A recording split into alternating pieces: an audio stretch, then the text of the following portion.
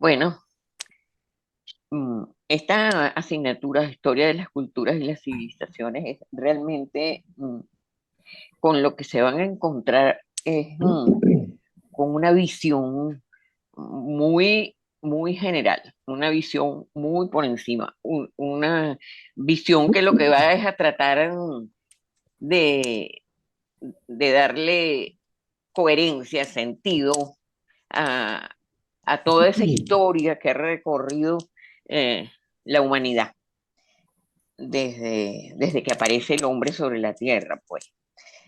Sin detalles, sin profundizar y, como les digo, de una forma muy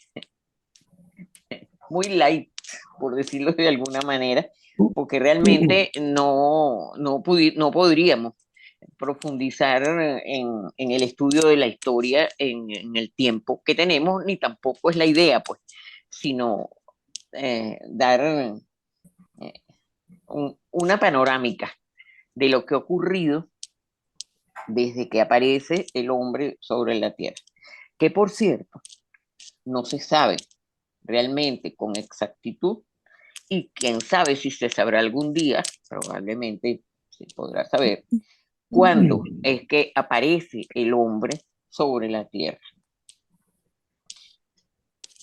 Cada día se hacen nuevos descubrimientos que van haciendo cambiar todos los conceptos que se tenía en relación con eso. Las nuevas tecnologías que se están aplicando para esas investigaciones también están contribuyendo a dar unos resultados y a cambiar muchas de las cosas que se sabían, pero vamos a decir que en líneas generales y clásicamente hay un, una idea general de, de esa historia. Y eh, la siguiente,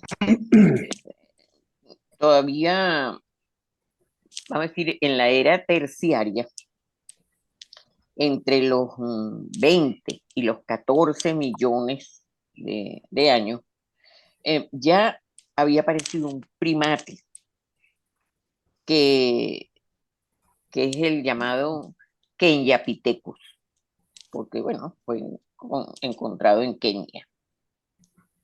Y en él pudiera reconocerse un primer antecesor.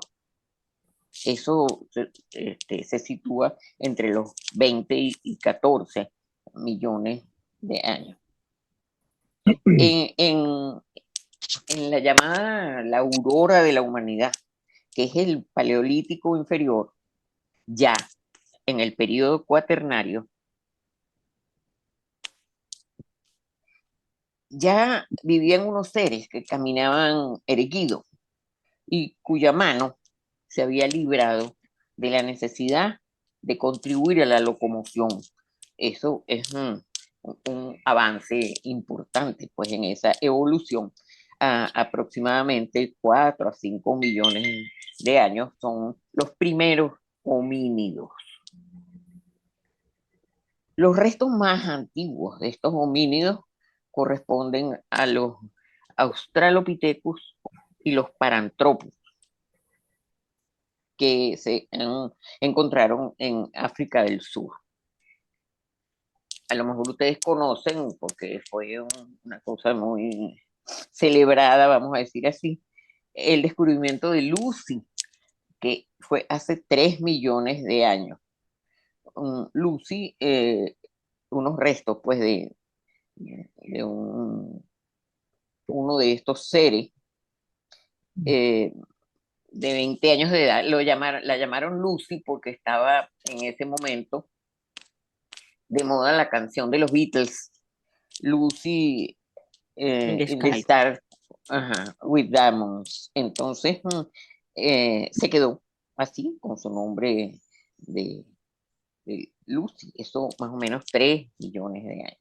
Y hace aproximadamente 1 millón de años aparecen los pitecantropos, entre ellos el hombre de Java y el hombre de Pekín. que ya se pueden considerar dentro de la categoría del Homo erectus. Ya tienen 1000 cc de capacidad craneal y conocieron el fuego. El primer Homo sapiens es el de Neandertal, pero ya esto es periodo cuaternario, hace aproximadamente 150.000 años. Este hombre de Neandertal ya tiene 1500 cc de capacidad craneal y en sus restos pues, que han dejado y que han sido estudiados evidencian actividades espirituales con, con la cuidadosa inhumación de sus muertos y probablemente la creencia de una vida futura. Eh, Probablemente es con los neandertales que se inicia una concepción mágica de la enfermedad y de su tratamiento. Y aparece la figura del médico hechicero, que todavía se encuentra vigente en muchas de esas culturas primitivas que existen todavía hoy en día. Eh, estas, más adelante, pues, hacia los 50.000 años, nos aparece el hombre de Cromañón. Eso ya estamos hablando del Paleolítico superior, y en este presenta ya un gran desarrollo del lóbulo frontal y de la corteza cerebral prefrontal, que se relaciona, por supuesto, con el comienzo del pensamiento consciente, del pensamiento abstracto y de la conciencia personal. Aparecen las realidades espirituales mucho más marcadas y el arte, más o menos, ya esto es mediados del Paleolítico superior, unos 30 o 40.000 años, con las Venus, esas estatuillas femeninas, pues, que representan y que han sido denominadas las Venus, y el arte rupestre que se pone de manifiesto, por ejemplo, en la cueva de Trois Frères en Francia. Ya estos grupos, estos hombres, pues, se agrupan en hordas, ¿no? Forman aldeas y clanes y tienen un jefe que conoce los secretos de la casa y de la enfermedad. Funge pues como jefe y como médico de, de todo el grupo. Lo más importante es que ya se ha construido un sistema de creencias um, sobrenatural para explicar la enfermedad y, y como para entender esos pueblos primitivos. Al lado de las causas externas de las enfermedades que ellos veían fácilmente, hay otros procesos en esa época, como los procesos de la fecundación o la muerte, que, mm, que no tienen explicación para ellos, que los exceden, dando lugar al convencimiento de la existencia de fuerzas superiores y racionales que son los que gobernarían esos fenómenos.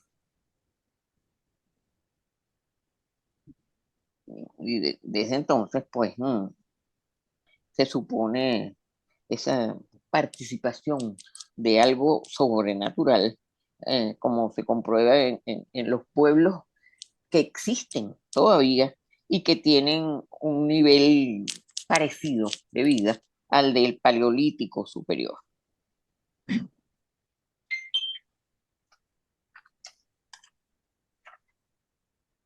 eh, de esta manera, pues van evolucionando y las fuentes que nos brindan información sobre estas etapas primitivas del hombre son fuentes tanto primarias como secundarias.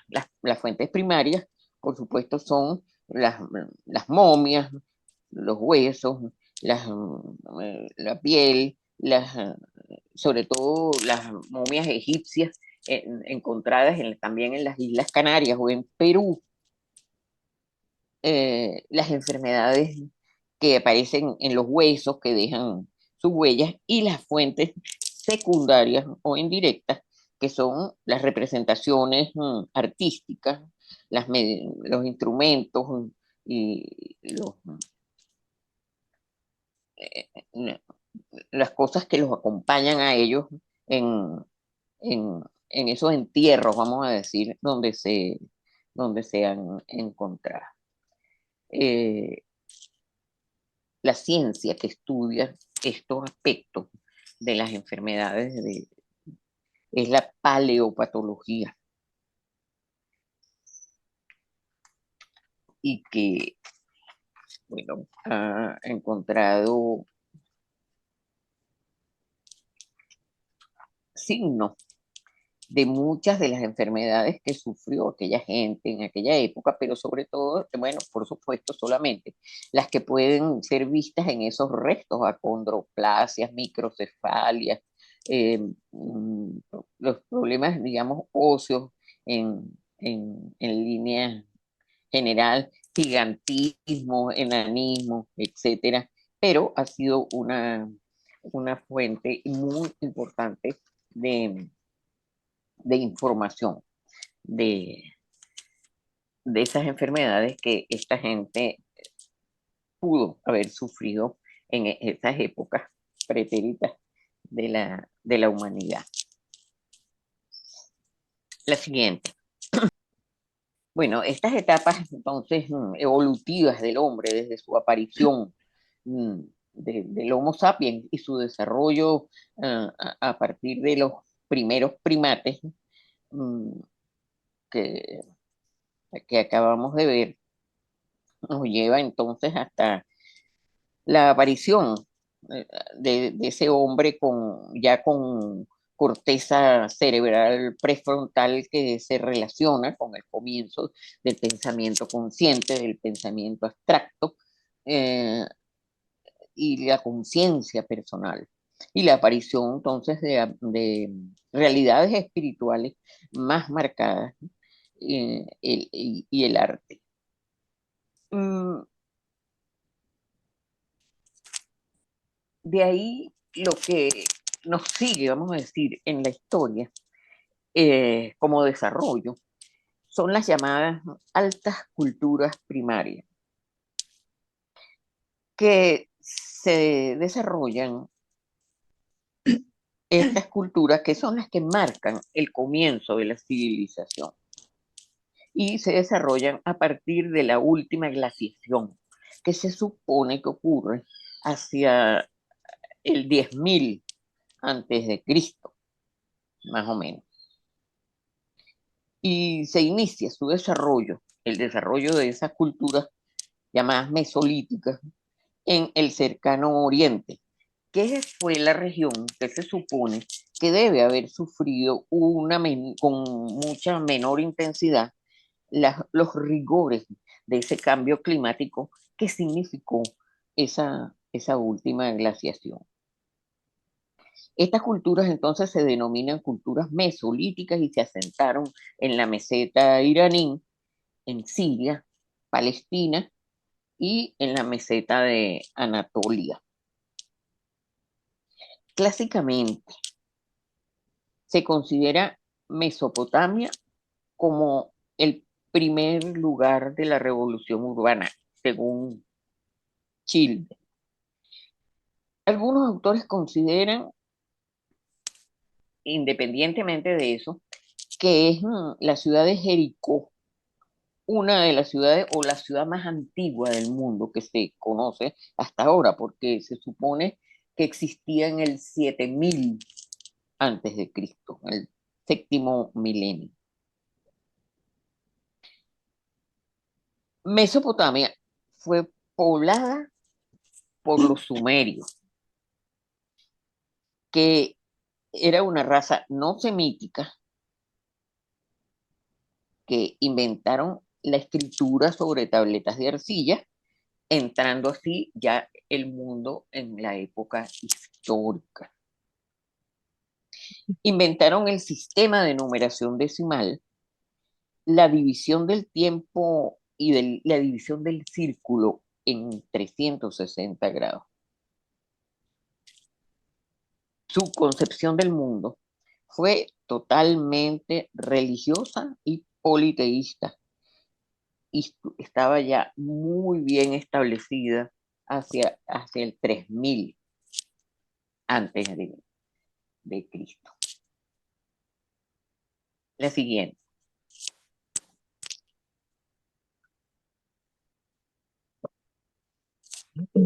Hacia el 2300 antes de Cristo, razas semitas, eh, los acadios y los sumerios, conquistan Babilonia. Esta cultura comienza. Sí, para la bajadita, por favor. Sí, no, yo voy para la bajada. Hay un micrófono abierto. Ahí hay un micrófono abierto, por Yo me quedo favor. en el edificio. Eso, para yo. Ok. Hay un micrófono abierto. Ajá. Bueno, esta cultura eh, babilónica comienza a declinar en el primer milenio antes de Cristo, del 2300 al 1000, pues. Y ellos fueron astrónomos, los babilonios fueron astrónomos, conocieron los movimientos de las estrellas y el cambio de las estaciones. La historia va a comenzar en esta región del mundo en la edad del bronce, más o menos en el cuarto milenio antes de Cristo. A medida que se avanza hacia Occidente, se habla todavía de prehistoria hasta la segunda mitad del segundo milenio, hasta el 2000.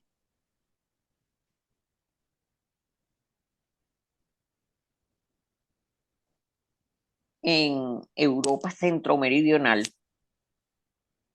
aparece el bronce más o menos hacia el 2000 antes de Cristo, y el hierro después del 1000. En el continente africano, al sur del Sahara, exceptuando Etiopía, que es un caso diferente, particular. La edad de piedra perduró hasta épocas históricas.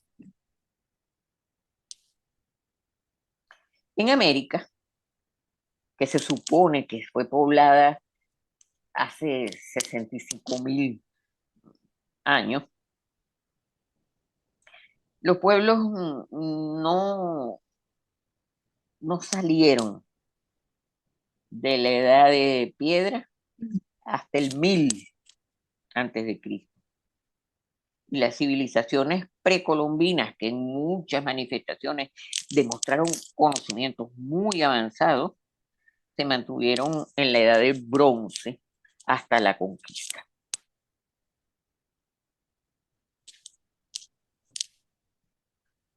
Esto muy, vamos a decir,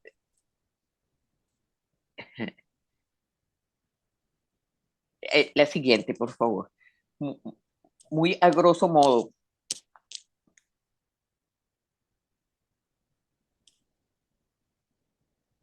Para el conocimiento y estudio de esas civilizaciones y de sobre todo la civilización mesopotámica y para las que siguieron después, resulta fundamental el conocimiento del código de Hammurabi, el cual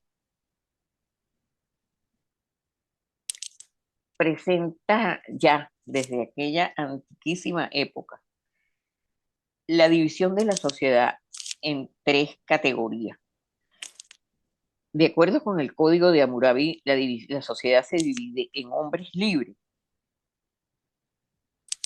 esclavos y subalternos, vamos a decir intermedios entre los dos anteriores.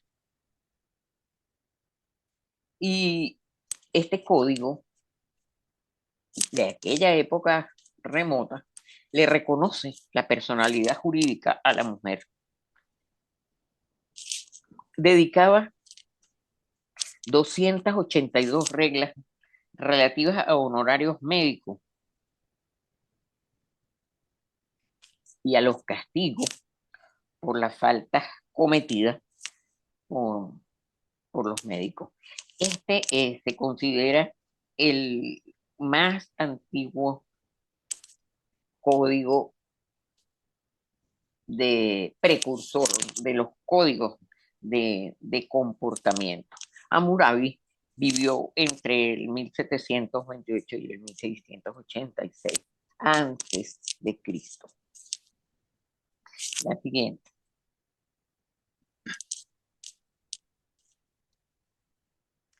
Ah, La siguiente. sí. Ajá. Bueno, Egipto constituye una de las civilizaciones más que más impactan, que más llaman la atención, incluso hasta en los momentos actuales. La configuración geográfica que caracteriza este país condiciona su historia prácticamente, porque él está constituido por un estrecho y larguísimo valle rodeado de desiertos de piedra y arena, y que quizás por esas mismas características geográficas le impidieron tener relaciones intensas con el mundo exterior, por lo que su civilización se desarrolló en una forma autónoma y con caracteres muy originales. El Valle del Nilo fue poblado desde el Paleolítico por grupos camíticos que se mezclaron con los semitas. Y esta mezcla entre los camitas y los semitas dieron lugar al tipo étnico egipcio característico. La unificación del Alto y del Bajo Egipto, porque era un larguísimo corredor que estaba, vamos a decir, dividido en el Alto y Bajo Egipto, cuando se unifican. Esta unificación marca el paso del periodo prehistórico al periodo histórico y se le atribuye al rey Menes, el llamado rey Escorpión, que es el fundador de la primera dinastía egipcia. La extraordinaria civilización egipcia representó una época de grandísimo esplendor, ya que incluso en el aspecto administrativo era un estado modelo en el que todo estaba previsto y reglamentado. La religión estaba centrada en el soberano, un ser supremo, mágico, padre de todo, y que va a recibir el nombre de faraón solo hacia la 22ª dinastía. Es importante mencionar en la historia del país los intentos que hace el faraón Amenofis IV para imponer en Egipto el monoteísmo, con el culto del dios solar Atón. Incluso el faraón Amenofis cambia su nombre por Akenatón y se lleva la capital del país, que en ese momento estaba en Tebas, y construye una nueva capital en Tel el Amarna.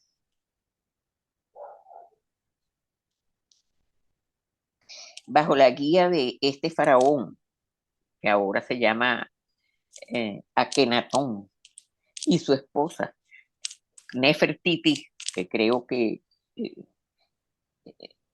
es bastante conocida por todos, porque incluso su rostro nos quedó de herencia. Se encuentra en un museo en Alemania.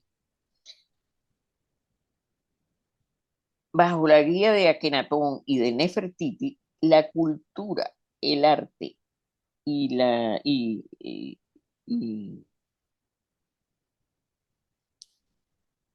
y la escritura egipcia sufrieron un profundo cambio de incomparable refinamiento. Cuando muere Akenatón, le corresponde el trono a su yerno, Tutankamón, también pues un personaje bastante conocido por la historia. Tutankamón debió devolver la capital a Tebas y restituyó el panteón politeísta anterior por presión de los sacerdotes de esos dioses que no permitieron continuar la religión monoteísta de Akenatón. Es importante eso del monoteísmo y del politeísmo, por lo que vamos a ver después, más adelante, en lo que significa para el avance de la ciencia y de la civilización. Hacia el 1085, más o menos, antes de Cristo, se inicia entonces un periodo de caos político en Egipto por las ambiciones de la casta sacerdotal tebana y del ejército, que contribuye a que se fraccione el país.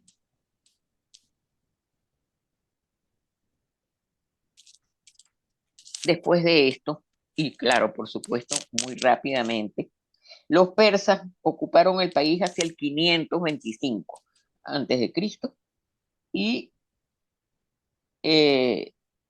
después de los persas, el dominio persa, fue sustituido por la conquista de Alejandro Magno en el 332, hasta que después fue conquistado por Roma en la batalla de Accio en el 31, más poco a poco iremos, vamos a decir, profundizando un poquito en esto o revisando nuevamente todos estos eventos. Y a la muerte de Alejandro, se inicia en Egipto la dinastía ptolomeica, la dinastía de los Ptolomeos. Eso es en el 31 antes de Cristo, cuando entonces Egipto se convierte en una provincia romana. Luego de esto es conquistado por los árabes, después por los turcos y por último por los ingleses. Y Egipto solo recupera su independencia en el siglo XX de nuestra era. La siguiente.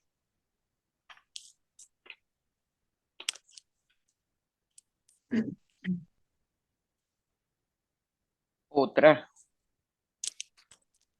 de las culturas y de los países, vamos a decir, interesantes,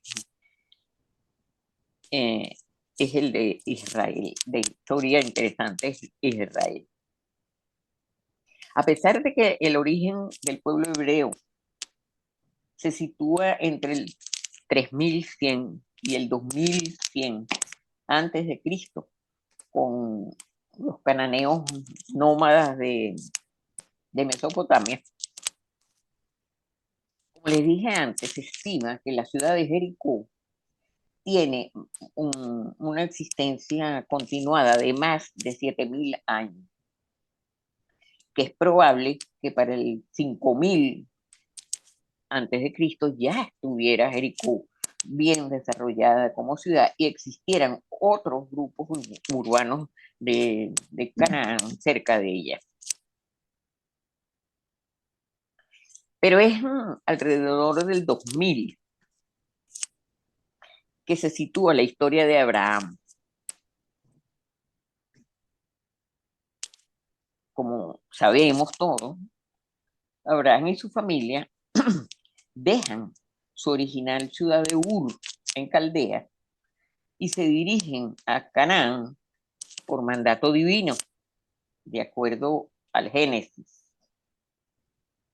Y muy pronto ellos deben emigrar a Egipto, en donde van a permanecer hasta que Moisés los devuelve a la tierra prometida. Esta es la historia que pues todos conocemos.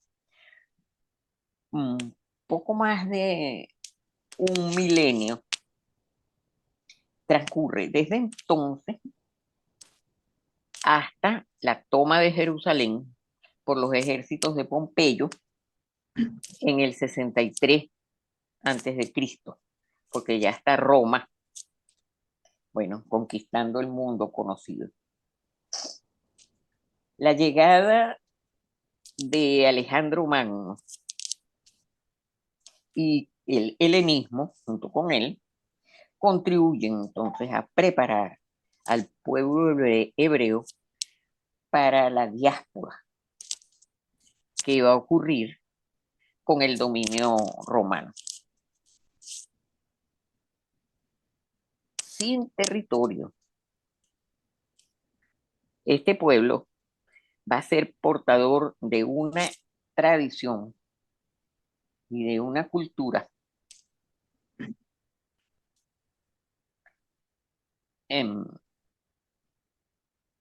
capaz de asignarle durante, o de permitirle durante cientos de años la conservación de su identidad y de su conciencia nacional. Esto lo dice el historiador García. La Torá, vamos a ver la siguiente.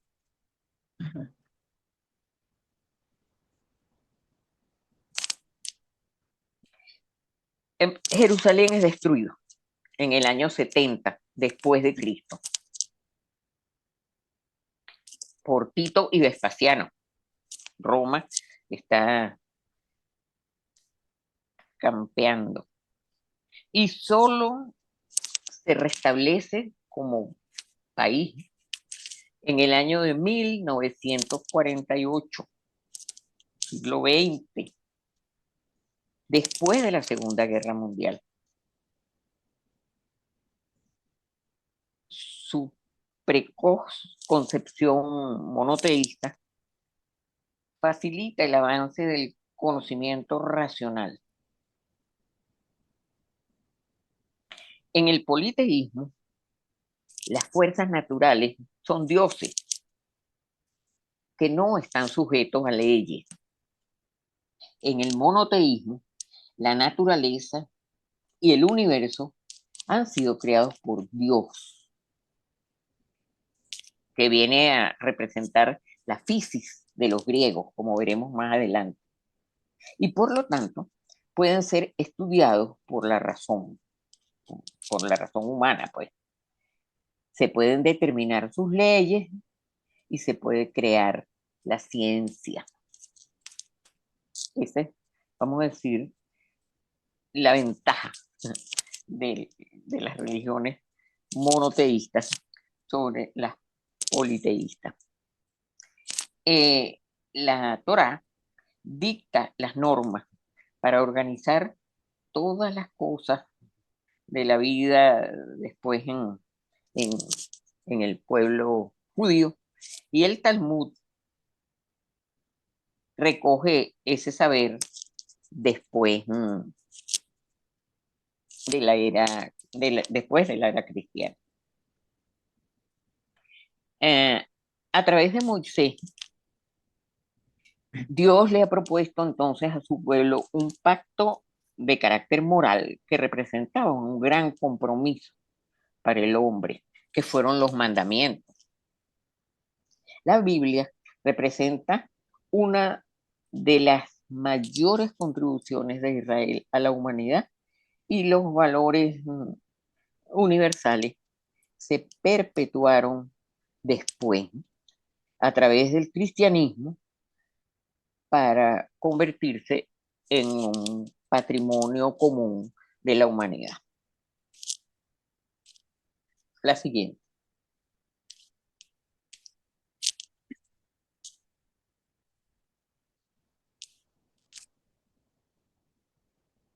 También en el Valle del Indo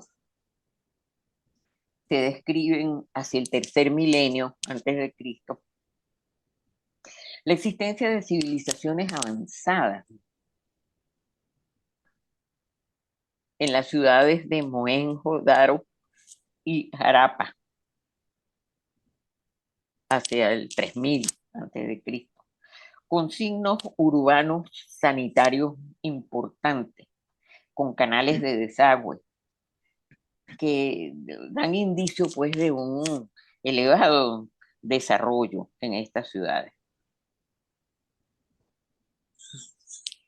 Su cultura, que se desarrolla para esta época, se mantiene a pesar de la conquista de Alejandro en el 327 y 300, al 325. Después fue conquistada por los árabes 712 al 745, y por último fue colonizada por los ingleses.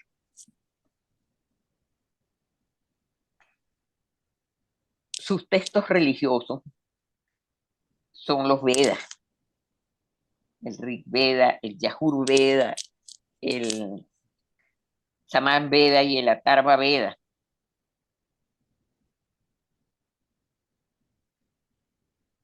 Más hacia la teología y hacia la metafísica. Esta cultura tiene muchos adelantos en cirugía y hacen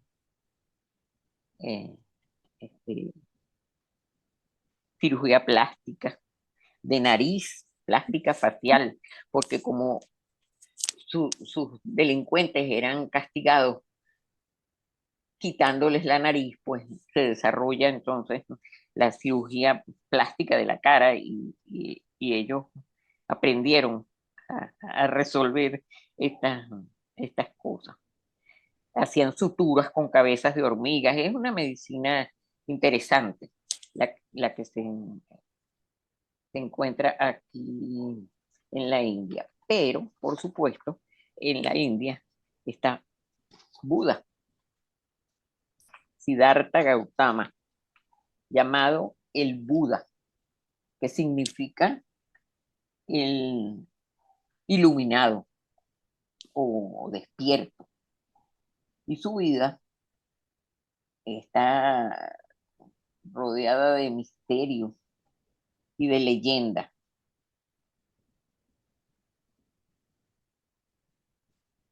Trató, vamos a decir, de buscar solución al dolor del hombre, pero él no dejó obra escrita.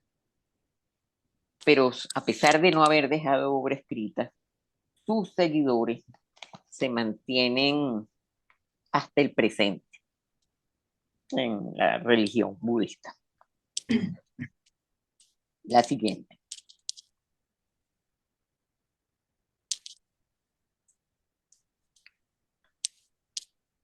Persia es otro de esos pueblos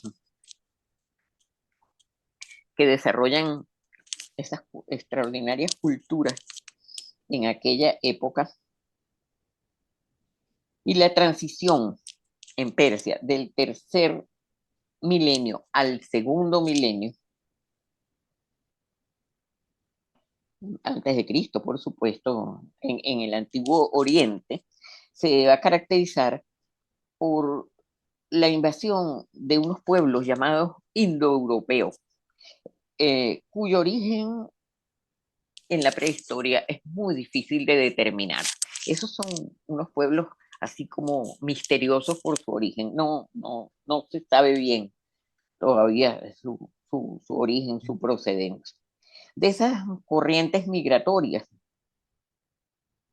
una pobló el subcontinente indio y otra avanzó hacia el suroeste, fraccionándose para poblar el Asia Menor y la península de los Balcanes,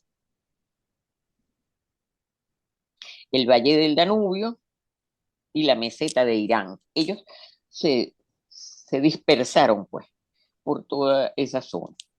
A comienzos del segundo milenio se situó entonces el imperio antiguo, el imperio persa antiguo, que desaparece hacia el 1200 antes de Cristo, con la invasión de otros pueblos misteriosos que no se sabe tampoco muy bien su procedencia ni nada, y que fueron llamados, han sido llamados en la historia los pueblos del mar.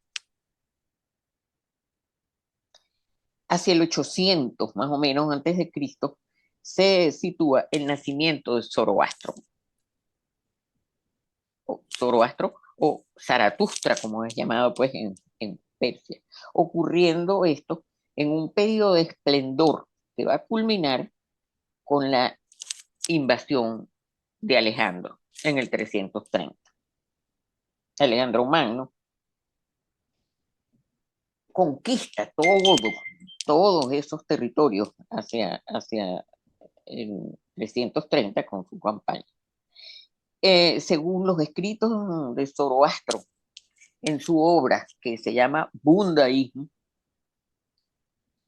es posible que en los persas existiera una concepción um, muy avanzada de la vida y de la muerte y de la enfermedad como, como una correlación entre el macro y el microcosmos, y que luego esta concepción de la enfermedad haya sido adaptada, eh,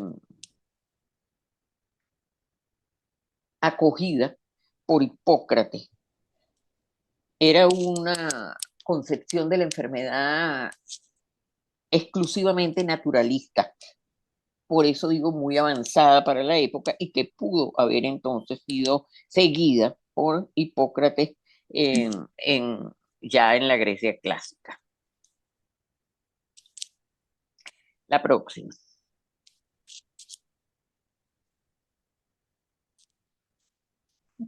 No me La pasa, ya siguiente. vamos. Un La momentico, un siguiente. momentico, que no me pasa.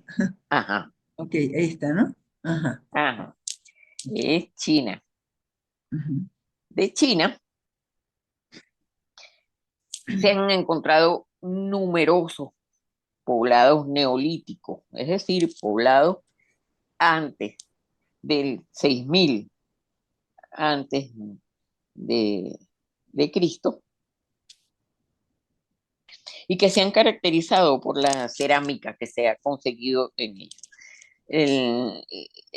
La llamada cerámica roja y el periodo del Yangshao, la cerámica negra, es la que caracteriza la cultura del Lungshan, y una cerámica gris que constituye eh, un eslabón con la edad del bronce, ya más adelantada, digamos. Eh, Desde, desde el primer milenio antes de Cristo ya China le confía a la tradición la historia de su civilización. La edad del bronce comienza en China después de estos poblados, vamos a decir, muy primitivos. La edad del bronce comienza en la cuenca del río Amarillo, alrededor del siglo XVIII antes de Cristo.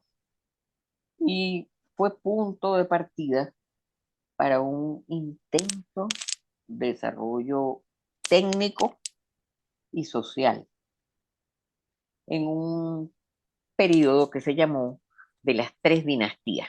Hubo tres dinastías que gobernaron durante todo ese larguísimo periodo. La dinastía Xia, la dinastía Shang y la dinastía Zhou, hasta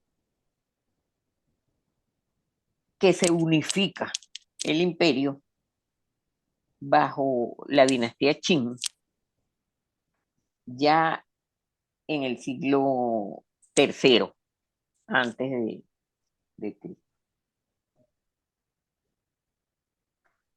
Eh, Todo este cambio y este progreso que existe en, en China va a requerir de un sistema, vamos a decir, ético, filosófico, capaz de proponer normas de comportamiento para el hombre de esa nueva sociedad que está surgiendo con esos cambios de los gobiernos chinos. Y así surgen entonces las llamadas 100 escuelas.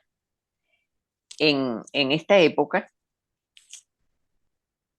es la época en que surge Confucio, el taoísmo, eh, Ujú. y, y hay muchas corrientes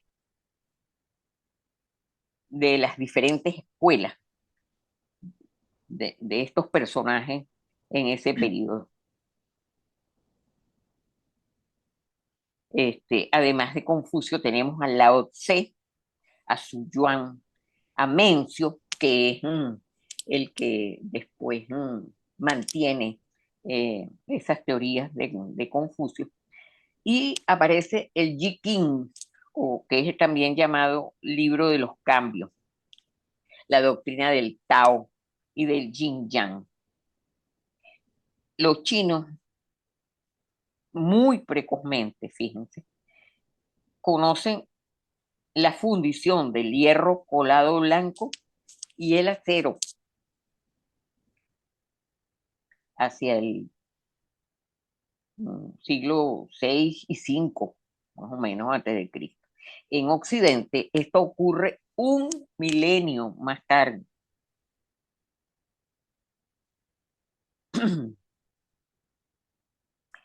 El imperio chino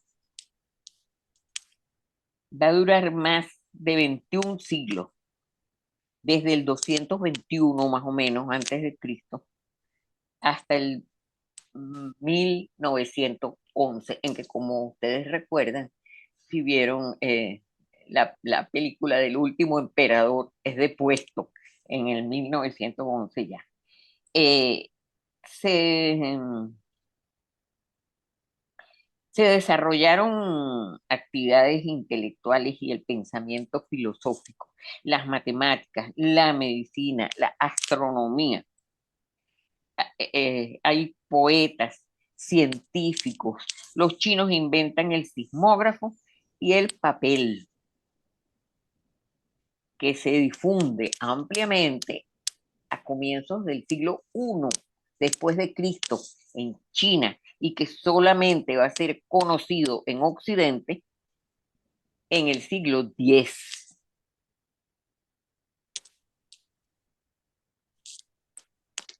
La siguiente, por favor.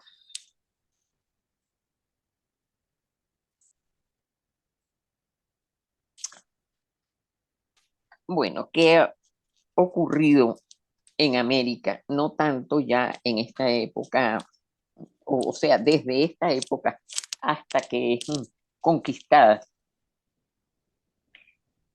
por los españoles. A partir del 2000 o 3000 antes de Cristo, se puebla el Valle de México con las tribus olmecas y zapotecas, que, que llegan a poblar esta zona y se mezclan con los pobladores originarios que existían allí ya, porque como ustedes saben, se supone, como dijimos antes, que existía el hombre en América ya desde 65.000 años antes de Cristo.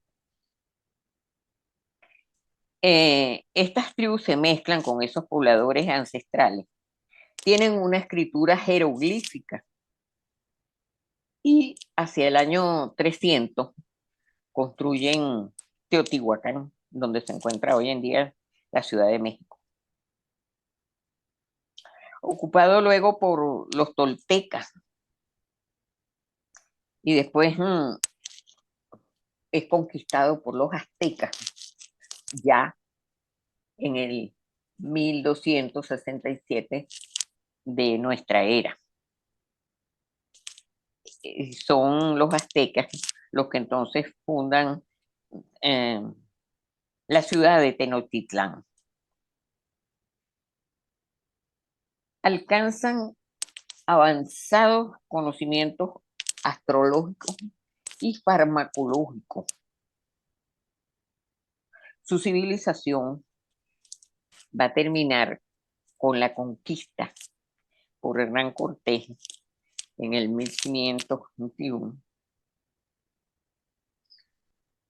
Y esta historia de los aztecas y el legado que dejan es sumamente importante, pero no, no vamos a tener tiempo de insistir mucho sobre ello. Más bien, vemos que en Centroamérica existe otra civilización también en esta época sumamente importante, que con las técnicas nuevas de exploración, lidar y esas otras cosas, está cambiando muchísimo el conocimiento porque se están encontrando muchos restos desconocidos hasta el momento de estas civilizaciones, tanto en América Central como en América del Sur. Pero, bueno, clásicamente, eh, decimos que en la península de Yucatán, Guatemala y Honduras se desarrolló esa cultura maya.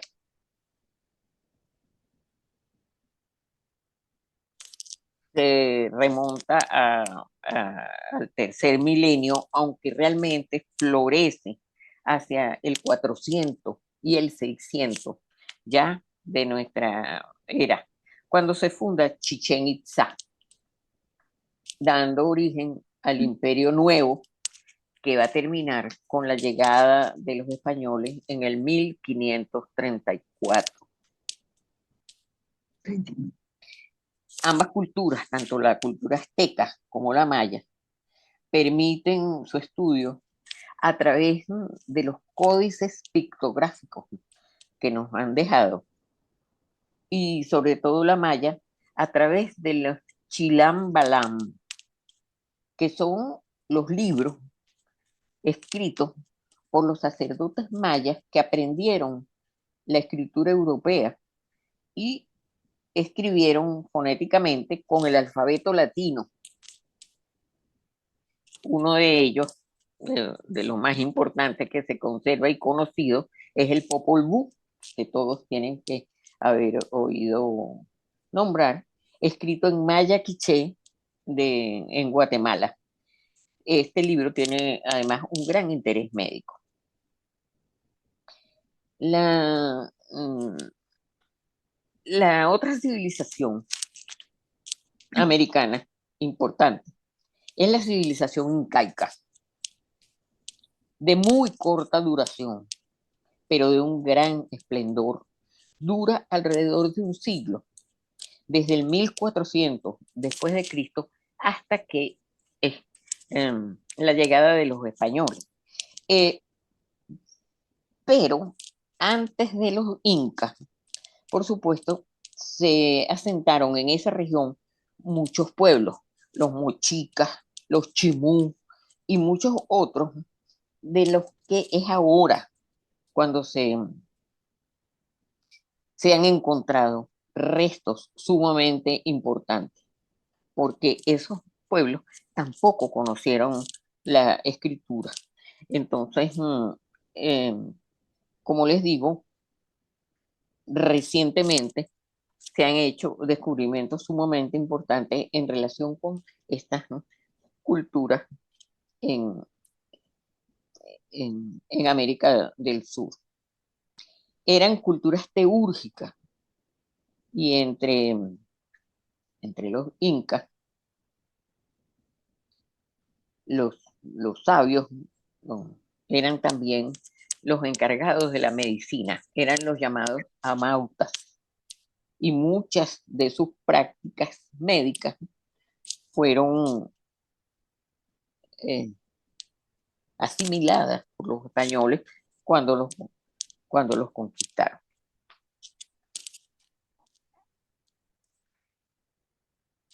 La siguiente.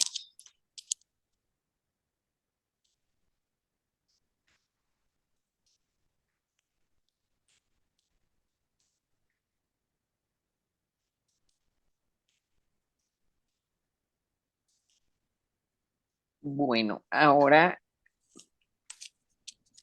dejando las culturas americanas, nos mudamos a Grecia. La Grecia antigua está situada, Grecia, en la Élide, la Hélade. La Hélade es una península mediterránea en Europa. Y sus características geográficas también van a determinar en una forma bien importante parte de su historia.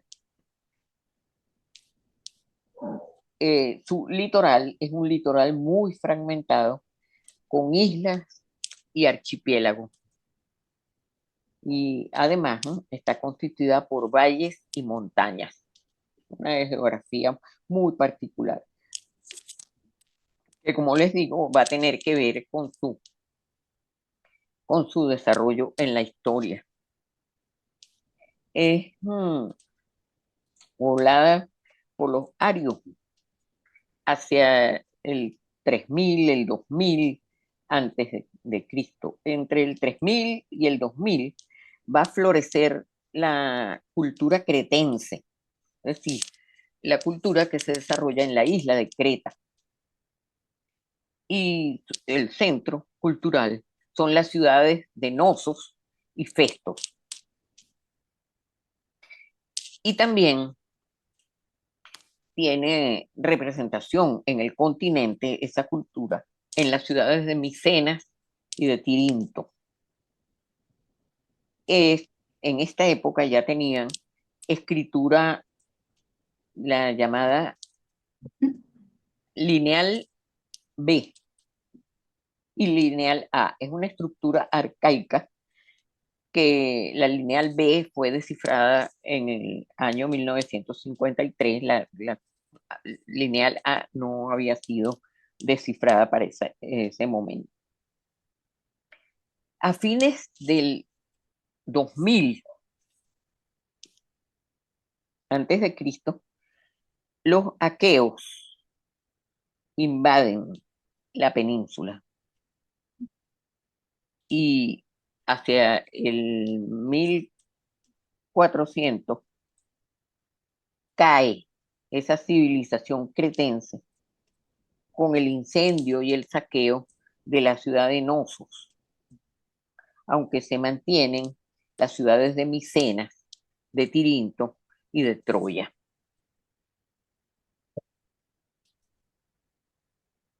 Para el 1250 antes de Cristo, los aqueos libran contra los hititas la conocida, célebre guerra de Troya, que dura 10 años y que fue inmortalizada por Homero 4 siglos más tarde en sus poemas de la Ilíada y de la Odisea.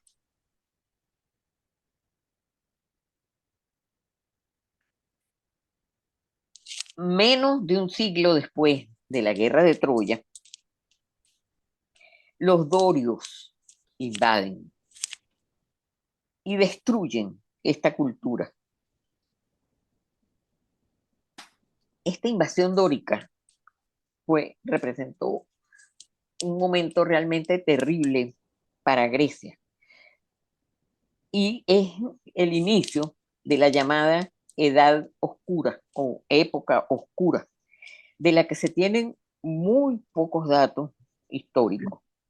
Esta Edad Oscura se extendió desde el 1200 hasta el 750 antes de Cristo, unos 450 años, en donde el retroceso cultural alcanzó hasta la desaparición de la escritura.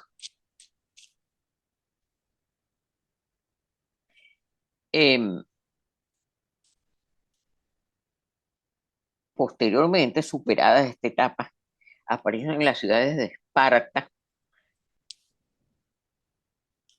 que sigue, vamos a decir, dominada por los dorios, y Atenas, que más bien tiene una cultura proporcionada por los micenios, y que van a ser estas dos ciudades, Atenas y Esparta, representantes de dos filosofías opuestas. Una rígida disciplina militar en Esparta frente a la libertad intelectual y política de Atenas.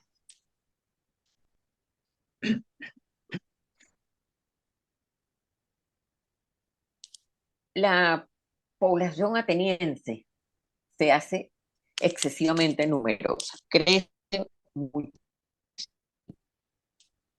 y, y por esas mismas características de esa civilización, pues cuando ya es imposible seguir poblando Atenas, la gente comienza a emigrar hacia las islas del Egeo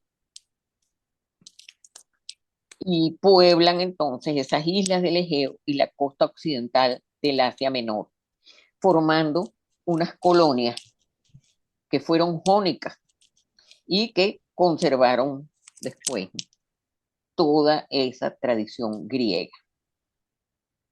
Para el siglo VIII antes de Cristo,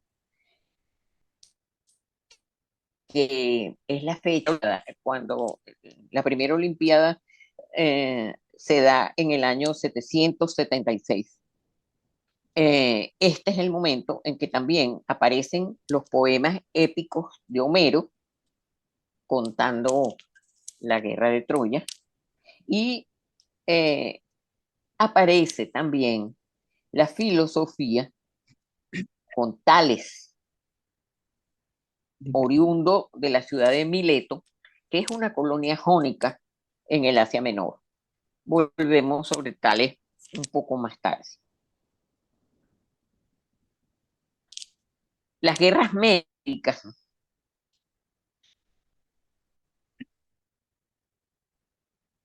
eh, con las batallas de las Termópilas, Samina, son tres célebres batallas que, bueno, todos hemos oído mencionar. En estas guerras médicas, con estas batallas, Mileto es destruida y el centro cultural se va a mantener en Atenas durante todo el siglo V bajo el gobierno de Pericles, llamado, como ustedes recuerdan también, el siglo de oro de Pericles y que se considera como el más alto exponente de cultura aún no superada.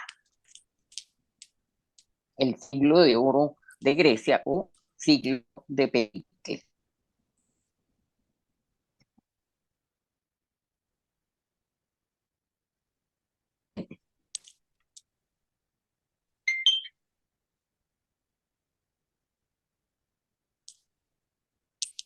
La siguiente.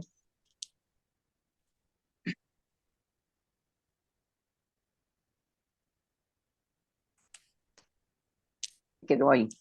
¿Qué pasará? Ah, gracias. Hacia el año 431, entonces, antes de Cristo, se da la guerra del Peloponeso, que es el enfrentamiento entre Esparta y Atenas por los afanes expansionistas atenienses.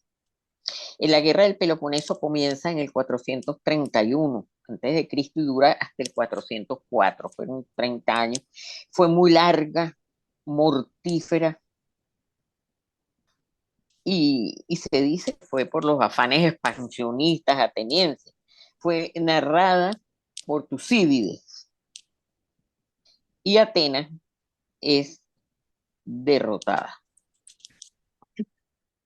En el siglo siguiente se afianzan entonces las ideas de Sócrates, Platón y Aristóteles, siglo IV.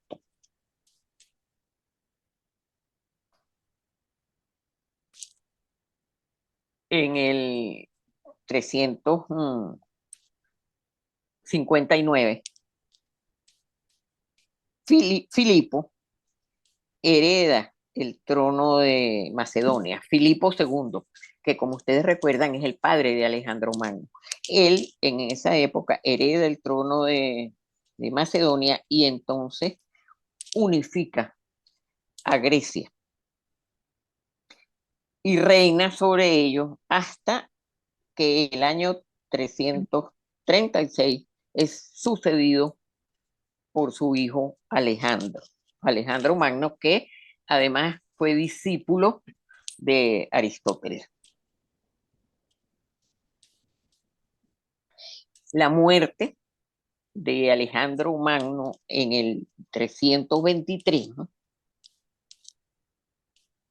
marca entonces el inicio del helenismo que influyó en Roma, en Egipto y en extensas zonas de Asia, y que vamos a ver ahora más adelante a qué se refiere este helenismo, que es la difusión de esa cultura griega por todo el mundo conocido. La siguiente.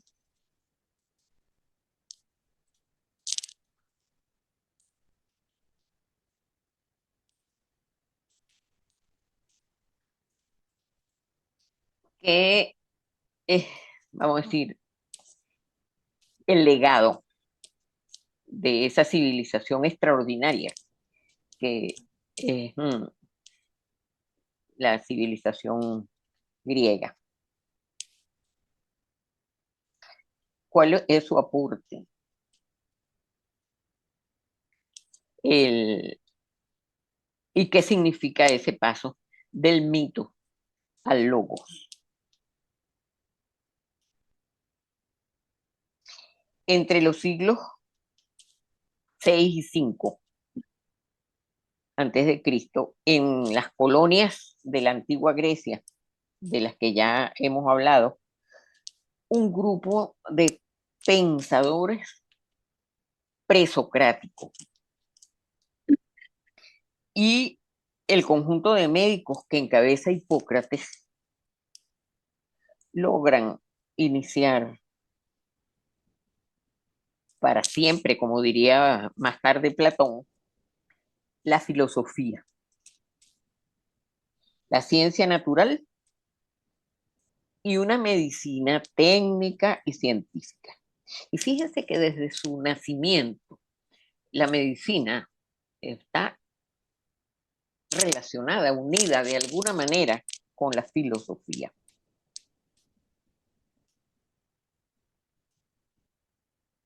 Y esto se hace posible por el concepto de en la Grecia antigua va a permitir el paso del pensamiento mítico al pensamiento racional. Es decir, eso es lo que significa el paso del mito al logos. Y lo que permite ese paso es el concepto de fisis, concepto de fisis o naturaleza, en nombre del cual se enfrentan enérgicamente con la magia los asclepíades hipocráticos, es decir, los médicos hipocráticos. Los médicos hipocráticos, seguidores de Hipócrates en esta época, se van a enfrentar entonces a ese pensamiento mágico que existía hasta en Grecia en ese momento y con el cual incluso funcionaban esos médicos griegos llamados los asclepíades griegos.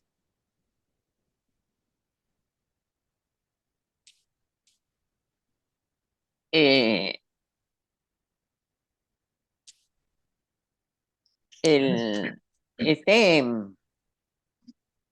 concepto entonces de fisis o naturaleza va a enfrentar esa magia de la medicina sacra de esos asclepíades y justamente va a permitir entonces el surgimiento de la ciencia. Una de las primeras técnicas, vamos a decir, técnicas que aparece es la técnica de curar las enfermedades. El ars médica o el arte médico, que el médico utiliza la visión de la realidad del enfermo y de su ambiente, pensando sobre aquello que ve, sobre la fisis mediante el logos, que va a constituir la fisiología, fisis mediante el logos, y utilizando terapéuticamente los recursos curativos que le van a facilitar la experiencia. Deja de ser entonces la medicina una medicina mágica para convertirse en esa medicina científica. Se convierte en tecne o arte el ejercicio de la medicina y una de las primeras que se beneficia es el arte médico, la ars médica. La siguiente.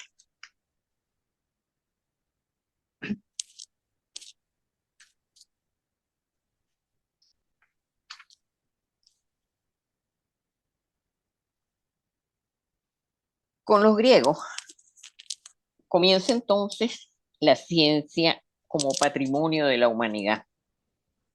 Y esto ocurre por el descubrimiento del logo.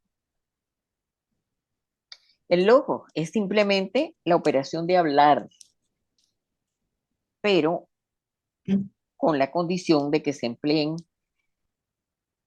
palabras, signos que expresen el pensamiento abstracto. Antes de las palabras solo designan presentan o describen, pero no definen ni relacionan. Al evolucionar el lenguaje por obra de estos pensadores jonios y convertirse el lenguaje entonces en un instrumento racional, el pensamiento puede desarrollarse y sustituir la realidad de las palabras.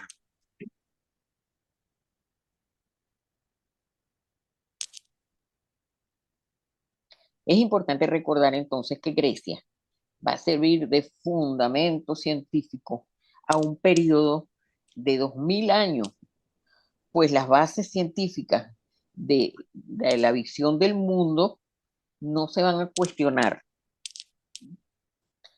desde que se detiene la ciencia en Alejandría hasta la Europa moderna del Renacimiento. La siguiente.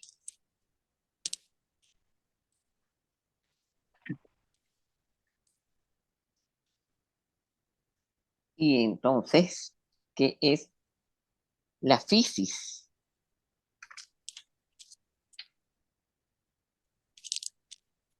Es la expresión de la realidad de la naturaleza. Una de las contribuciones más importantes de los griegos al desarrollo de la ciencia.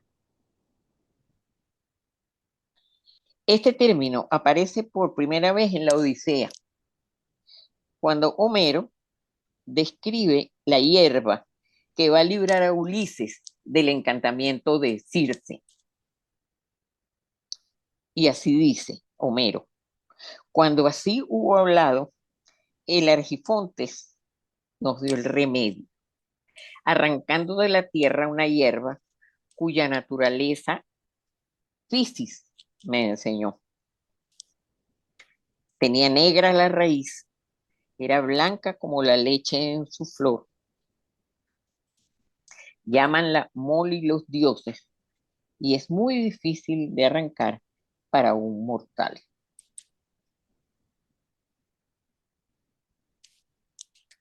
De acuerdo con Laín Entralgo, el historiador de la medicina, llámase fisis entonces a la regularidad con que una apariencia visible manifiesta la existencia de una propiedad. La siguiente.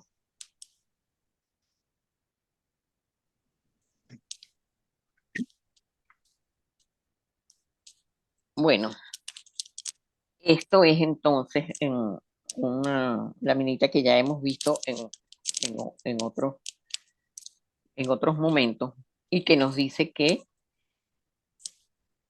nos refuerza pues esta idea de que es a los antiguos griegos que nosotros les debemos el fundamento de esa moral racional. Y que, como dijo Diego Gracia, fundamenta, pues antes de Grecia no existe en el rigor de esos términos la ética. La siguiente.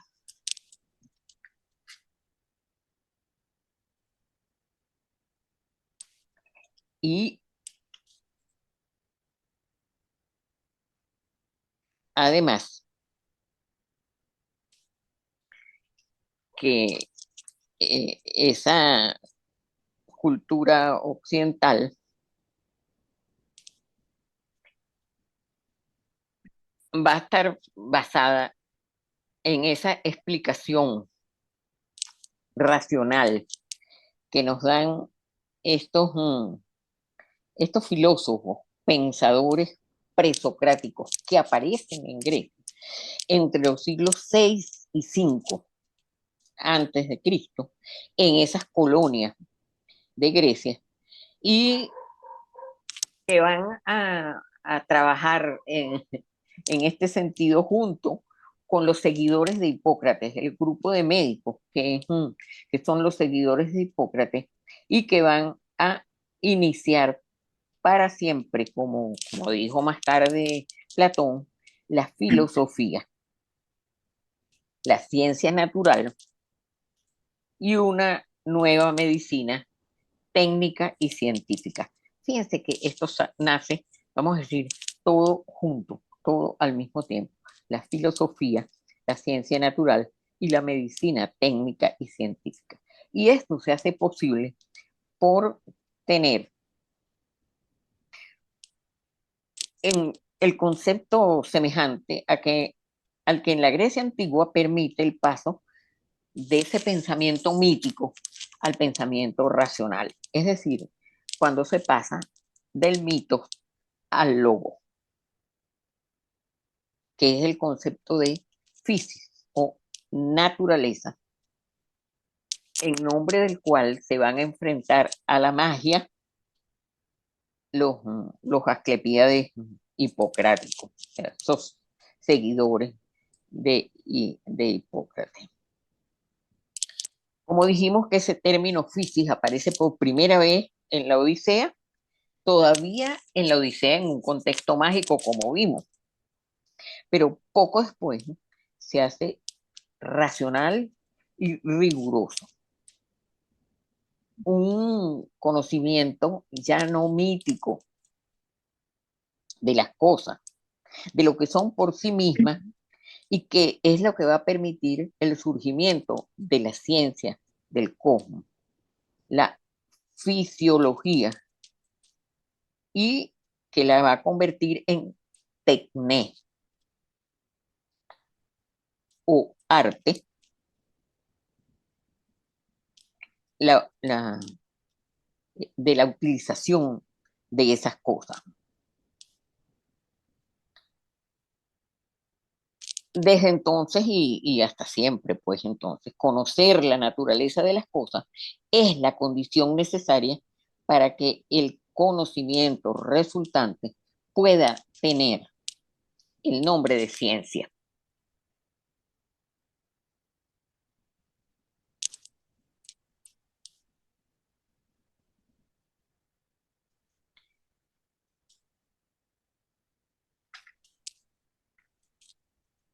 La, la aventura de esa medicina antigua, vamos a decir, va a recorrer 7 siglos desde el primer texto en que aparece una versión, vamos a decir, fisiológica o técnica de la enfermedad, que es el de Alcmeón de Crotona, a finales del siglo VI, hasta Galeno,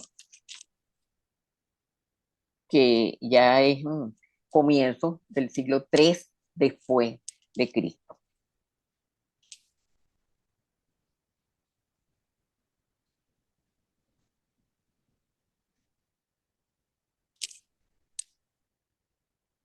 Los filósofos médicos, estos que aparecen hacia el siglo VI, entre ellos, como dije, Tales, Anaximandro y Anaxímenes. Eh, a juicio de Platón y de Aristóteles, vamos a decir, Aristóteles considera que la filosofía nace con Tales de Mileto. Y junto con ellos, pues reconocemos también a Anaximandro y Anaxímenes, que en el siglo VI, antes de Cristo, nos van a dejar un nuevo modo de observación racional de la naturaleza, expresándolo en el lenguaje de las proporciones matemáticas. Esta estructura que ellos le dan a las relaciones del cosmos eh, es el llamado régimen de isonomía, que va a sustituir a la monarquía. Es decir, ningún elemento va a poder tener ventaja sobre los demás. Tiene que existir un equilibrio de poderes dinámico y de conflicto.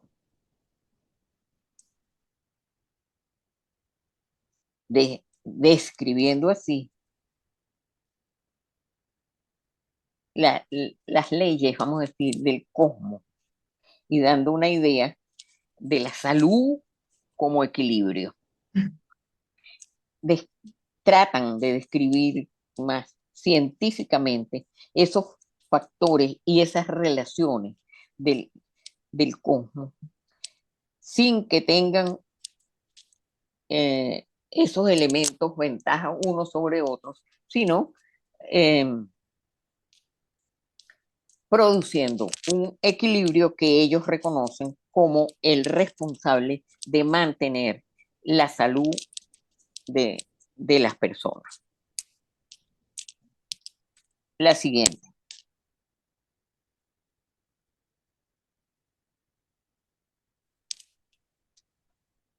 Esta época de Grecia,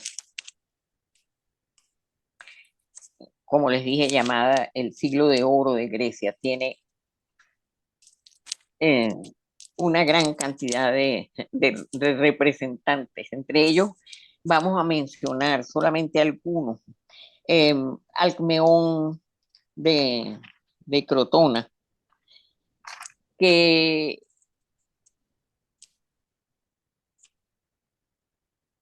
es el que nos entrega la primera visión fisiológica de la enfermedad, con estas proposiciones que él hace del equilibrio de los factores que van a intervenir allí y de la salud como un equilibrio. Pitágoras aparece también en esta época. Para él todo es número, todo es armonía.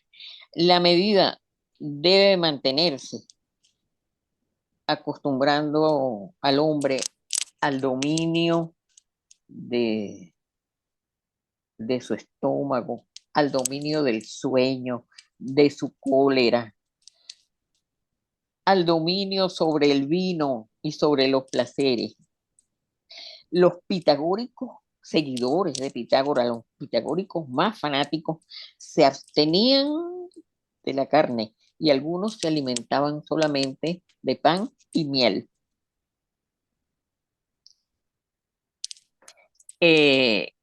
Empédocles de Agrigento es el que nos proporciona en la base de su doctrina es la teoría de los 4 elementos: fuego, tierra, agua y aire. Y esto va a dividir la medicina en 2 épocas prácticamente, antes y después de Empédocles. Ese mundo griego, semillero de filósofos, primero en Jonia y luego en la Magna Grecia y después en Atenas, que se va a convertir en la capital intelectual a partir del mundo, a partir de ese siglo V, que, que es el siglo de Pericles. Florecen, alcanzan su cenit todas las demás ramas de la cultura. Y tenemos a todos estos personajes que a lo mejor no recordamos mucho, pero que son célebres en cada una de sus, así, de sus especialidades. Píndaro en la poesía clásica y Esquilo, Sófocles y Eurípides en la tragedia. Pericles como orador y Demóstenes también como orador ya en el siglo siguiente. Heródoto y Jenofonte como historiadores. Los escultores Mirón y Policleto y Fidias y Praxíteles y Lisipo en el siglo siguiente. Este,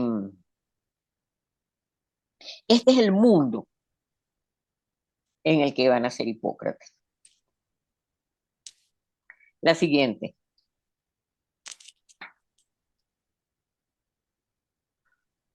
Este es el mundo en donde tenemos a Sócrates, a Platón y a Aristóteles, en donde yo no voy a entrar en profundidad porque esos, bueno, son aparte que tenemos que ir conociéndolos más detalladamente. En este mundo, Hipócrates es contemporáneo de Platón. La siguiente.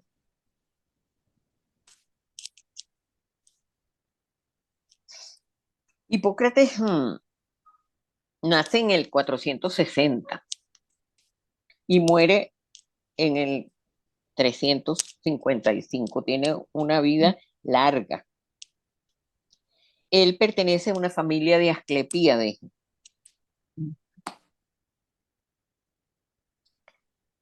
Y nace en Kos, una de las islas griegas y una de las escuelas médicas más importantes de la época. Y muere en Larisa. Sus discípulos coleccionaron sus escritos